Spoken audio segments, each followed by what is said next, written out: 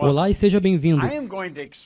Eu vou explicar uma ideia que toda criança deveria aprender antes de entrar na escola. Algo que a maioria das pessoas passam suas vidas inteiras e nunca entendem realmente. O Dr. Maxwell Maltz, por volta de 1960, disse que foi a maior descoberta psicológica dessa geração. É a autoimagem. Observe, você e eu temos uma autoimagem de nós mesmos. É como vemos a nós mesmos. Eu sei que existe um reflexo do espelho. Eu posso me ver. Há um reflexo do meu estado físico. Mas isso não é como eu me vejo. Eu me vejo na minha mente. E isso é baseado em informação que eu tenho de mim. Agora, algumas pessoas têm um monte de informações falsas. Então elas têm tido uma autoimagem muito falsa. Por volta de 1960, o Dr. Maxwell Maltz escreveu um livro chamado Psycho-Cybernetics. Cibernética era uma ideia nova. A cibernética foi descoberta por volta da Segunda Guerra Mundial por um físico e um matemático, Wiener e Rosenbluth. Eles nem sequer tinham um nome para isso. Isso foi usado para localizar mísseis pelo calor. Eles afirmaram que a cibernética é a ciência de controle e comunicação, nos animais e em algumas máquinas. E o que isso faz? Isso mede o desvio de uma meta definida, enviando a informação para um mecanismo de coordenação, que irá corrigir o desvio e fazer o que quer que seja para mover-se em direção ao objetivo. Bem, saiba que há um mecanismo cibernético dentro de você. Sabe, pode parecer que o que eu tenha dito não faça sentido nenhum para você nesse momento, mas antes de você acabar de assistir o vídeo, vai fazer todo sentido. Agora, se você já me ouviu falando em algum evento ou algum vídeo ou áudio, você já me ouviu falando sobre paradigmas. Paradigmas são nada mais do que um conjunto de ideias, um conjunto de hábitos que são fixados no tesouro de nosso subconsciente. Paradigmas são parcialmente genéticos e parcialmente ambientais. Em outras palavras, são ideias construídas nos genes antes do nascimento. É por isso que nos parecemos tanto com nossos parentes. Então, quando juntamos tudo isso, torna a história muito interessante. E eu vou pedir para você se sentar, fazer algumas anotações se você quiser, mas realmente preste atenção. Se você tem filhos na escola, isso é crítico. Se você está nas vendas, suas vendas vão disparar. Relacionamentos, qualquer coisa que você estiver fazendo, depende de como você se vê. Então vamos pensar sobre isso. Cibernética e paradigmas. É um assunto muito interessante. Cibernética e paradigmas são ambos sistemas de controle que operam essencialmente com o mesmo princípio. Ambos mantêm um curso definido de ação e não irão desviar do curso que foi estabelecido. Você deve alterar o paradigma para conquistar o resultado que você deseja. Agora pense nisso por um momento. Você verá pessoas presas a um certo nível. Peça a qualquer gerente de vendas que dê os nomes de seus vendedores e ele poderá te dizer o que esses vendedores vão conseguir no próximo mês e no próximo ano. Por quê? Porque eles estão programados. Eles só atingem aquele nível, talvez um pouco mais, um pouco menos, mas eles atingem o mesmo nível. A respeito de atletas, todo técnico irá te dizer exatamente como eles vão jogar. Existem padrões, eles são chamados padrões habituais. Bem, isso é um paradigma. Agora, esse é um lindo conceito, então vamos entendê-lo. Cibernética e paradigmas, certo? Aqui há um termostato. Agora, um termostato na sua casa é um instrumento cibernético. Eu vivo em Toronto, então em uma boa parte do ano é bastante frio. Em outras partes do ano é bem agradável. Mas no inverno, você teria seu termostato acionado para controlar a temperatura ambiente por volta de 21 graus Celsius. Agora, você poderia estar sentado lendo um livro ou algo assim, e de repente você sente uma corrente de ar nos seus pés. E você começa a sentir um pouco de frio, e você pensa, o que está acontecendo? Então você olha para o termômetro e você percebe que a temperatura não está em 21. Ela caiu para 18 graus. Você começa a investigar e pensa, o que está errado? E você nota que a porta de entrada está aberta. Agora, isso costumava acontecer quando eu era um garoto. Você saía e verificava a lareira, porque talvez o fogo tivesse apagado. E você tinha que jogar todas as cinzas para baixo e fazer uma nova fogueira, e ir fazendo isso de vez em quando. Hoje em dia é diferente. Hoje nós temos mecanismos cibernéticos ligados ao nosso sistema de aquecimento. Observe, o termostato mede o desvio do objetivo escolhido. Qual era o objetivo? O objetivo era 21, mas a temperatura está em 18. Algumas coisas mudaram. O termostato envia uma mensagem para o aquecedor e automaticamente o fogo é acionado. O aquecedor é ligado e a temperatura começa a subir. E começa a subir para 19, 20, até chegar novamente à marca de 21 graus Celsius. Então o fogo e o aquecedor são desligados. Agora pense nisso. Tudo isso acontece automaticamente. Isso é um mecanismo cibernético. É interessante, não? Você sabia que você tem um mecanismo cibernético em você? Vamos olhar para isso de outra forma. Vamos olhar para o céu. Há um grande avião. Agora, o piloto automático em um avião comercial é um instrumento cibernético. É exatamente o que é. Observe, um padrão de voo é programado no sistema de computador do avião.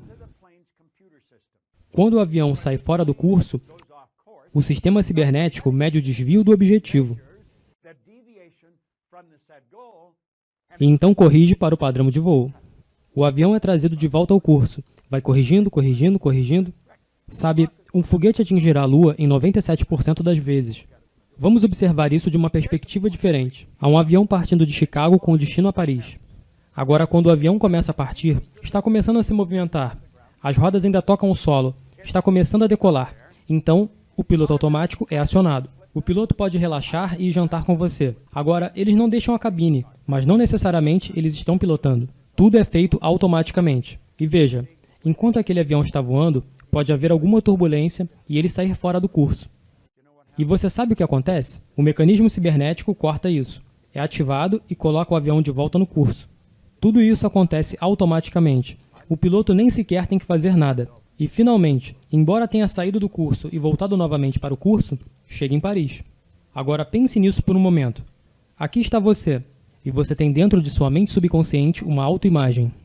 E essa autoimagem opera como um mecanismo cibernético, ok? Sua autoimagem é um instrumento cibernético. Agora vamos supor que sua autoimagem indica que você está acima do peso. Você sabe do que estou falando.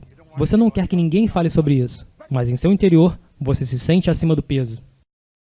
E você chega a um ponto em que não consegue mais lidar com isso, então toma uma decisão. Eu vou fazer uma dieta. Instantaneamente, você se move para a ação. Agora, o que acontece? Bem, você começa a perder peso. Por quê? Você está morrendo de fome. Você não precisa de mais açúcar. Você sabe aonde quer chegar. Para de comer chocolate. Por quê? Porque eles fazem engordar. Isso não é o que faz você engordar. É a imagem que o faz engordar. Se você tivesse uma imagem de magreza, você poderia comer todo o chocolate do mundo. Você só precisa ignorar o que não é necessário para a manifestação da imagem, através de seu sistema de eliminação. Sistema de eliminação é um dos sistemas em seu corpo. Agora, esse é o ponto. Quando uma pessoa que está acima do peso começa uma dieta sem mudar ou alterar a autoimagem, qualquer perda de peso é temporária. É por isso que as pessoas ganham e perdem toneladas durante a vida. Quero dizer, elas perdem, então automaticamente são programadas para encontrar o que perderam.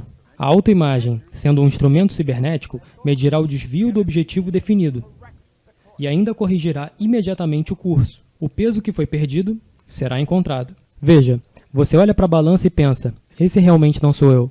Então o que acontece? Vamos recuperar tudo isso novamente. Isso não é interessante? Eu sei. Se você tem esse tipo de problema, estará dizendo, eu não sabia disso. Bem, agora você sabe disso. Mas observe, se você quiser mudar o peso, você terá que mudar o paradigma. É disso que a nossa empresa se trata. Nós ajudamos as pessoas a mudarem paradigmas. Nós as ajudamos a viverem no corpo que querem viver. Estou tão feliz e grato agora que estou no meu peso ideal. Eu me vejo bem, me sinto bem. Você pode fazer isso. Você pode viver da forma que quiser viver. Você é a forma mais alta de criação de Deus. Qual é a outra área que podemos usar isso? Bem, você pode usar isso em qualquer área. Vamos levar isso para as crianças na escola. Agora, isso tudo está no Psycho Cybernetics, o livro do Dr. Maxwell Maltz. E aqui tem mais uma coisa. De que adiantam os heróicos votos de emenda se os mesmos infratores da lei forem mantidos? Então você diz, eu vou perder peso, mas você não muda o infrator da lei. O paradigma. Emerson estava certo. De que adiantam os heróicos votos de emenda se os mesmos infratores de lei forem mantidos? Vamos observar um estudante na escola, certo?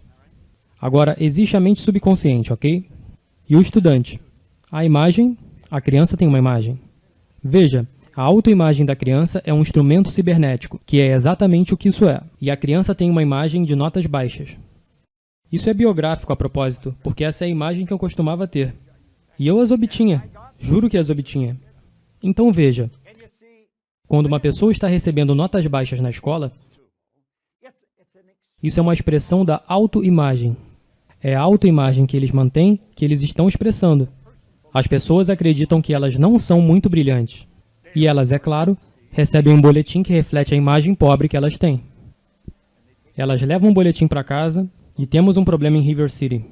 Quero dizer, eu vivia com esse problema o tempo todo quando eu estava na escola. A criança fica de castigo, é obrigada a estudar. Agora, o que os pais não sabem, o que a criança não sabe, é realmente um pouco triste. Veja, a criança insiste, insiste, insiste, e as notas melhoram. Mas o que os pais e a criança não entendem?